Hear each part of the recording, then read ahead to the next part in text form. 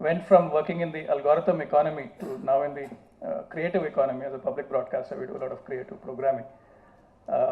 And often this question comes up, about jobs and what's going to happen to jobs and what's going to happen to skills. And no matter where this race for artificial intelligence is headed between the US, China, and the rest of the world, I think one thing that probably the algorithms will never be able to master is human creativity. And I think that is something which will continue to be the exclusive domain of the humanity. And I don't think we need to be afraid of artificial intelligence. One of the questions that I had posed in this paper that we did with Carnegie India about a year back on AI and what India needs to do was,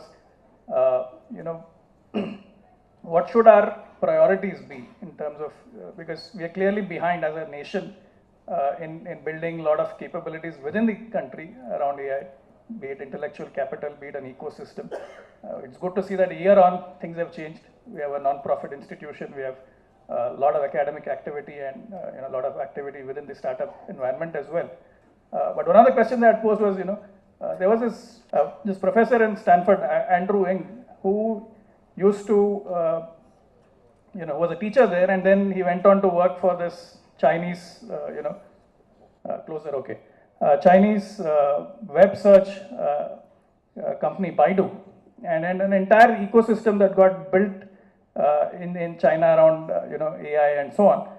So where is our Andrew Ng? And hopefully one of them, someone here will emerge as that who, really becomes the face of AI in India and does a lot of this ecosystem building. So it's not just about, one startup or one algorithm or one company, but an entire ecosystem across academia, industry, and the government that puts us back in this race. So that is one aspect. Second, I don't buy this very gloomy forecast of what the future will be. I know there are movies which have painted a very dark picture. Movies like Matrix, where the machines take over and we are all slaves to the machines and so on. But I think the future is going to be much more brighter. If you look at historically, technology has always been a force multiplier to humanity, and I think we will always figure that out. So maybe artificial intelligence will help us express ourselves in ways we have not yet imagined. So I would say look at Star Wars, don't look at Matrix. I think the future is probably going to be a little more brighter than what many of these futurists are painting it. An important one, I think one extreme is the Chinese example, but nevertheless, I think we in India have not invested enough in ensuring this cloud-based cloud data centers, more technology being created locally here. Because unless we do that, we will not have control on what happens in the future. Because today, the world is interconnected. It's a largely a peaceful world, but that may not necessarily hold true. And there may be scenarios in the future where we may need far more control on these things from a national interest standpoint. And this is one of the things that I had highlighted even in my AI paper as well, that we have to look at it from a national interest, national security standpoint, and build a local ecosystem. Be it the data centers being located here, more of the algorithms being developed here, more native technology with close linkages between academia and the startup ecosystems in India. So that is one aspect. Second is on the singularity question. Last night I was in Delhi and we had a small event where we had this piano maestro, Brian Silas, and he rendered a bunch of old Bollywood melodies on the piano. Very hard to do. And that is human creativity. That no machine is ever going to be able to do. I think that is our strength. And we have to position ourselves for the creative economy that comes after the AI thing has hit its limit.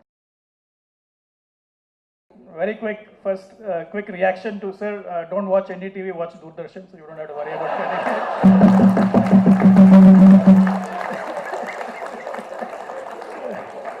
So your question on what happens to meritocracy, anyway we're not a meritocracy, what happens if artificial intelligence comes. I don't think that's such a concern. I think given the complex society that we are, I think merit has its place and it is making a difference. The gentleman here rightly talked about underserved and privileged and elite. So I think, whatever social justice formula, for whatever its, idiosyncrasies, inanities, I think it is helping bridge a certain gap, but merit still continues to have its place. And I'm probably a good example of that, first non-bureaucrat to head a public broadcaster in India. So I think the government and the policymakers are, alive to that fact. So I don't think that is going away. To react to the question on, what the government is doing, I think Nirmala Sitharaman, before she, moved on from Commerce Ministry to Defense, had set up a national task force on AI. So I think the government is also taking steps. On the skills side, there is a national skills mission, which of course is looking at the problem top down. But I think a lot of these skills issues will get resolved if we have good ecosystems. And the point that you made was very right around Silicon Valley and what is unique about it. So we need to replicate such ecosystems where you identify local needs and build skill institutions, skilling programs which reflect local needs. There is a program on Doordarshan. So apart from the lighter comment I made earlier, there's a lot of content on Doordarshan which actually highlights this whole thing about what is happening around skills. So there's a program, some of you may recall Siddharth Kark and the program Surabhi that he used to do in the past with Renuka Sahane. So he's doing a program every Sunday called Hunar Bas, which looks at traditional skills in India and what it takes to, to make them big. And there are very interesting case studies of Germany collaborating with India to do skills development and so on. So there's a lot of activity happening. It needs to be highlighted. So more people need to tune into Doordarshan more often. So these stories get around.